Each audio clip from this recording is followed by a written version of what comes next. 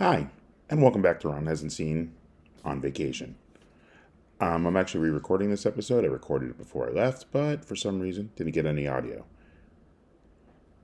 This being Thanksgiving week, today we are covering what might be the quintessential Thanksgiving movie, and one I have no excuse for never seeing.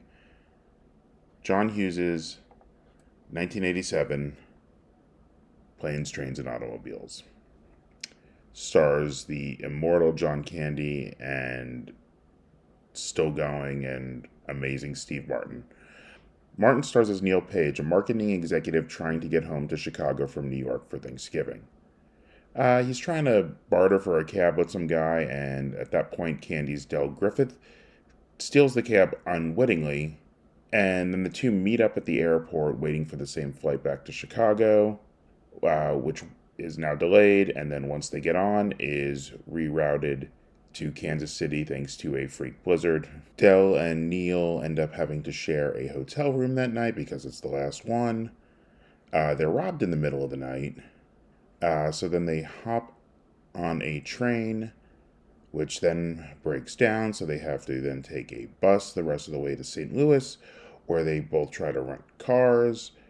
Of course, Niels is not in the lot. And then when he hikes back to the airport, he is upset and yells at the clerk, who now tells him they have no extra cars. So he runs into Del again, who gives him the lift until Del gets into nearly an accident. And as the two are celebrating being alive after the accident, the car bursts into flames thanks to Del's cigarette butt in the back seat. They finally get back to Chicago riding in the back of a semi-freezer truck. And by the time they get there, they part their separate ways, but then Neil realizes all these clues Del's been kind of leaving, that he really has no place to go for Thanksgiving, and the wife he's been talking about has been dead for 8 years at this point. So Neil takes Del home, and, it's a happy ending where they're friends spending Thanksgiving together. So the movie was, written and directed by John Hughes, who's mostly known for dealing with teenagers and things like that, but he's also done road trip stuff, obviously. He kept performing rewrites while the shoot, and at one point there was a 3 hour and 45-minute cut of the movie. Thankfully, they cut over 2 hours from that, including an entire subplot where Neil's wife thinks all his little misadventure stories are lies and he's cheating on her. This is a much sweeter, nicer, tight, perfect comedy, I think.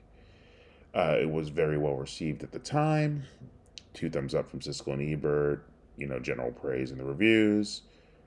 And it made a ton of money on its budget. It was $49 million on a $15 million budget, so it did really well.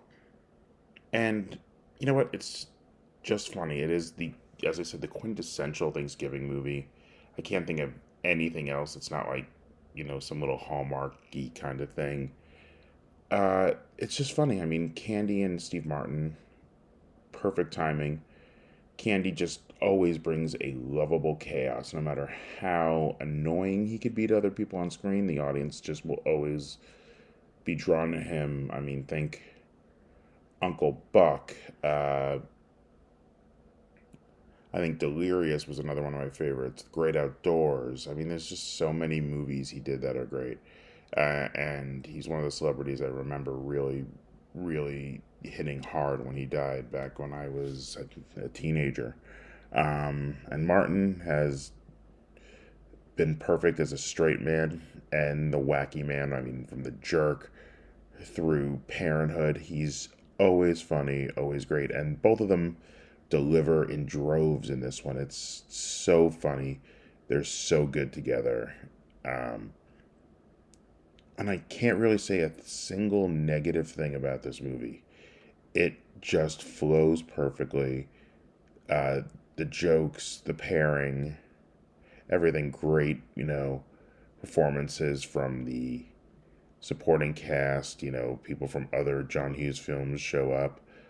And everything just works and feels relatable. Everybody's had these road trips that go awry. I mean, I had one a couple years ago where on the road trip, I had a wiper fly off on the highway, right through and right into a hailstorm, followed by one of my headlights dying. I mean, yeah, all these things are relatable. This movie brings them out in a hilarious way, and I highly recommend it if you haven't seen it. Uh, that's going to be it for this review. Next time, might be a little bit of a delay. As I said, I'm on vacation. Is going to be uh, Brian De Palma's Scarface. And so, hey, thank you guys for watching this episode of Ron Hasn't Seen. Please like the video and subscribe to the channel if you like what I'm doing here. And I'll see you next time. Have a good night.